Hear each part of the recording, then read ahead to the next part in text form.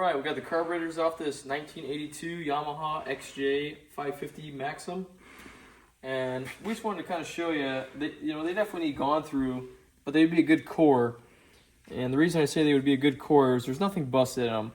The towers are not busted. That's usually a common thing when people take apart carburetors, or if they got dropped on the floor and you would see something in the body busted. So even all the bowls and everything, I mean, they're dirty, but they look okay.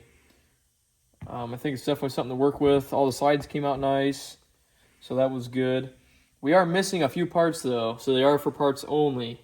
That's how we're selling them. We noticed right off the bat we're missing one of the diaphragm springs, missing a main jet, and one of the one float pin that somebody had already taken out when we got to it was really twisted. We tried to straighten it a little bit, but it's still not right. So it's not super interesting going back in, and we're not going to spend a lot of time on them because we're selling them for parts. But if you had another set that was broken or what have you, you can make a good set out of two.